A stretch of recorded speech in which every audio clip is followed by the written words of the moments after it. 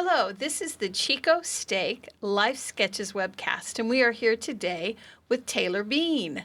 It is good to have you here, Taylor, and we appreciate that you are willing to come in and talk to us. You're welcome. It's Thanks a for little having me. unnerving. So, we usually start with learning a little bit about your life. So, can you tell me a little bit about your childhood, where you grew up, a little bit maybe about your parents and your siblings? Sure. I was born in Logan, Utah. Grew up in a small town in Idaho called Burley, Idaho. There, my family has had a family farm, so I grew up on a farming operation, which was really a blessing to me and all of my siblings. We learned how to work hard, and we drive tractors and do just normal farm tasks, which was fun for us. So, one of the things I look back fondly on is one day I was hoeing weeds back in the day when you had to hoe them by hand, and it was a long day. It was hot, and I remember seeing my dad drive by in the pickup, and it's like, man, what the life with the air-conditioned pickup and working from the office. And I remember getting home asking him, why do you make more money than the people out in the fields that are really working hard? And he taught me a little bit about education at that time, and he was always really good at teaching me lessons in the moment. Anyways, that's a fun lesson to look back on, of not only of working hard, but learning of the importance of education. And so that's a little bit about where I grew up and our family farm. I have 4 siblings. I'm the oldest of 5, and it's boy, girl, boy, girl, boy. Anyway, yeah, that's a little bit about my family. And as a farmer, did you have to get up even before school and do chores, or was it usually after school? We didn't do too much work during the school year. It was mostly during the summer. Mm-hmm. All righty. Can you tell us a little bit about your mission? Sure, yeah. I served in Houston, Texas from 2010 to 2012. I did a year of college before that at BYU. And yeah, when I went on my mission, I guess rewinding a little bit, really, the reason I went on a mission,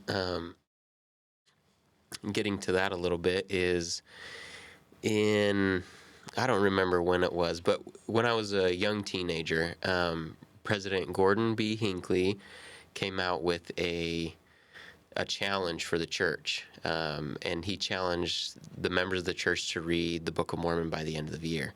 And I think he gave that challenge in the springtime, if I remember right. I remember hearing about it and thinking about it, but I didn't get to it until there was quite a few people in my ward growing up that started bearing their testimony in testimony meeting about their experience reading from the Book of Mormon for that challenge, and how it was particularly significant and special. And so finally, when there was about 3 months left, I decided I was going to do it, which, with more than 500 pages in the Book of Mormon and about 100 days, I had to read a good chunk of the scriptures every day. But that was really the first time that I read the scriptures consistently. And I remember, just being in my room, and there wasn't really any like one-time experiences. Well, there is one that I'll tell in just a second, I guess. But I think the most meaningful part from that challenge was just consistently being in the scriptures and learning to recognize the Spirit and to recognize that feeling and enjoy it. So that was really special. There was one night where I was reading about the stripling warriors, and it was just fascinating to me, and really a spiritual moment where I thought, I want to be like them in my life. And I think that was one of the defining moments to where I decided, this is something, meaning the gospel, that I want to live. And I knew that as part of that, as a young man in the church, that meant that I wanted to go on a mission as well. So that was a good experience for me. And I think another really good experience leading up to my mission was that my parents helped prepare me to pay for at least a lot of the mission. And so I think it was a little bit more meaningful to me that way as well. But I had a really wonderful experience in Houston.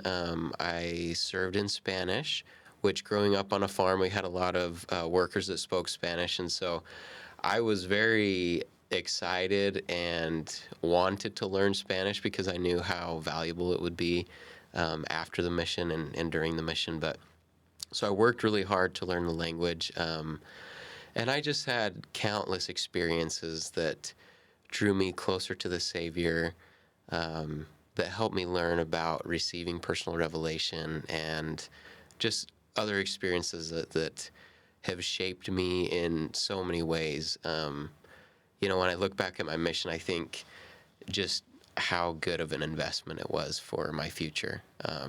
I'm so thankful for those really invaluable lessons that I learned while serving, and the companions that I got to meet and spend time with, and the families that I was able to meet and just enjoy was really a blessing in my life. So it's a little bit about the mission. Was there a particular highlight or convert that really stands out in your mind?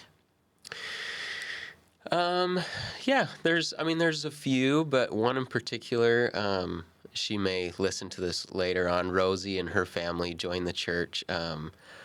She was texting me recently. She continues to text my companion and me every once in a while, but she just had her second child and she just recently was texting us saying, my life really wouldn't be like this if it wasn't for, your service. And so that was special. My companion and I were able to return to Houston when she was sealed in the temple.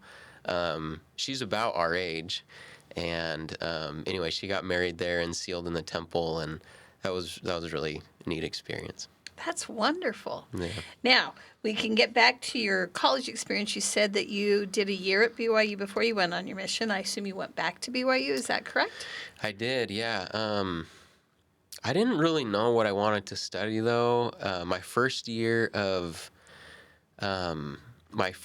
college, I was going a little bit more towards healthcare and something like physical therapy.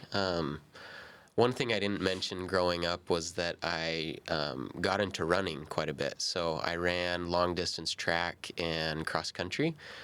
That was really an awesome experience growing up, and something that I'm grateful that I did, because I still enjoy being outside and doing those kinds of things, whether it's biking or running, that kind of stuff. So that's really been a blessing. But I was really into that, and so I thought, I enjoy exercising so much. I'll love to do physical therapy or something like that. So my first year of school, I was getting into that a little bit. When I came back from my mission from the big city of Houston, though, I realized how much I enjoyed the farm life and being at home on the farm. And so my second year at BYU, which was the year after the mission, I started meeting with an academic counselor and told him a little bit about, I was interested in agriculture, but also healthcare and maybe even business. So I was kind of all over the place. So I did an internship with a physical therapist, which was really great. I got some hands-on experience, but from that experience, I learned that that's not what I wanted to do full-time. And so I remember returning to the counselor, and we were talking about that. And I had prayed about, my career and what I should study for quite a while. And one night, pretty clearly, I received an answer that I should transfer universities. To go to a college called Utah State, which wasn't too unfamiliar because my dad graduated from there, but it didn't make a lot of sense. I had recently at BYU been hired to be a teacher at the MTC, which was really a cool experience. So it seemed like things were kind of going in the right direction at BYU, and then to receive this revelation that I should change universities didn't make a lot of sense. But in that subsequent meeting that I had with the academic counselor, I remember we had the three topics that I was interested in: healthcare, business, and agriculture. So we crossed off healthcare based upon that experience with the internship, and he just circled agriculture and business. And he said, I've heard Utah State really has a really good agribusiness program.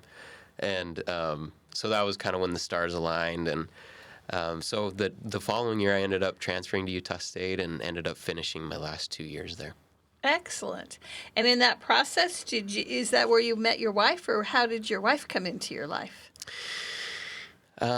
Somewhat in a roundabout way. This is a pretty long story, but I interviewed for an internship with the company that I work for now, Ag Reserves, while I was at Utah State. That ended up falling through the cracks. And so that summer, I went to Draper, Utah, and worked for Frito-Lay that makes the potato chips. Mm-hmm. And there I met my wife in the singles ward. We didn't start dating or anything at that point, but we at least met each other. And then later online, we reconnected. Actually, when I had moved to Chico, started talking, and the rest is kind of history there. So how did you get her to come to Chico, though? Yeah, good question. Outside the fact that, of course, she fell in love with you. But Eventually. that's a big change. So I remember when we were in Draper, I tried to talk to her a couple times, and I just knew the first time didn't go so well. And so after that, I was like, well, maybe I'll talk to her at an activity or something else later on. That later on never really came. I remember talking to her a couple of times after that, but really we just, what happened is once I moved to Chico, I saw a few posts from her on Facebook. We had become Facebook friends by that time. And a couple of them were focused around the gospel, and one of them was about gratitude. And I was just remember thinking, wow, she seems like a great girl. And so I reached out to her on Facebook, kind of in the blind, just hoping for the best with it. And she responded, and we just kind of started like that. And then we started talking in video chats and everything else. We started making in-person visits. We were far away because she was still living in Utah. Mm-hmm. But we just did the whole long-distance thing. And eventually it all worked itself out. Perseverance counts. Yeah, so she graduated that spring, and then she moved out here, and we got engaged that night that she moved out here. She told me that if she was going to move to Chico, that I better be serious. So I showed her I was serious that night. I proposed to her the night that she got here. So That's great. And you guys have a family now. Can you tell us a little bit about your family? yeah, we have one daughter. Her name's Evie. Her full name's Genevieve, but we call her Evie. She's really just a light in our lives. She's really been a blessing. We wanted to have a child for quite some time and weren't able to for the first few years. And so we started doing some fertility treatments. So we'd done some fertility treatments and with no success. And so then our subsequent one was the in vitro fertilization, which is kind of the last Right. fertility treatment that you do. And so you know how the insurance thing is, that we did the whole insurance paper and the insurance said, no, you don't qualify for this treatment. So we were bummed about that, but they said we'd qualify in about a year or so we were going to try that. And a couple months later, to our surprise and delight, we got pregnant, and that's the story of Evie. So Excellent. we really felt like that was a miracle, and just a really tender blessing from the Lord in our lives. How old is Evie now? She's 3.5. Oh, that is such a fun age. It is. With her personality really blossoming at this point in time. Yeah. So what brought you to Chico, and what kind of business do you do here? I came to Chico right after I graduated from Utah State. So a couple months before I graduated, I interviewed with a company called Ag Reserves, and I still work for them. So they recruited me Their headquarters is in Salt Lake, and so they have a pretty they have some connections in Utah, which is where I was going to school. And California really seemed like a long ways away for me at that time. I wasn't married. All of my family was in Idaho. Um, I remember the summer that I was in Draper, I went to go bike with my uncle, and he was talking to me about, he's like, well, really just get out in the world and enjoy it. I remember he said, go to Japan, or, I mean, that was just way over my head, but California almost seemed like going to Japan for me. But it seemed like a great opportunity, and when I came out here to interview, I had a good feeling about it. It seemed like a job that I would really enjoy, and so I came out here. I work for them, so it's a walnut processor, and yeah, I've worked here for almost 10 years now and continue to really enjoy it. It hasn't only provided for the financial needs of our family, but it's really been a blessing in so many other ways, with getting to know so many friends and developing professionally, and in other ways it's really been a blessing for It's us. a nice community here, and you have plenty of outdoor activities Yeah, in this area too. we love that, yeah. Excellent. Now, do you have any final thoughts for us? I guess as we've talked about a couple of highlights of my life, looking back at my life, one of the pinnacles of it is the relationship that I've been able to develop with my Savior. I've had very difficult times, we've had very joyful times, and He's been there for it all. And knowing that He is a true friend to me and someone that I can rely upon, I'm just very grateful for that knowledge, and thankful for Him and my family and so many other things. I know I'm richly blessed, but particularly of the knowledge of the Savior has been such a blessing to me. Thank you, Taylor. It's been really nice getting to know you. Thank you.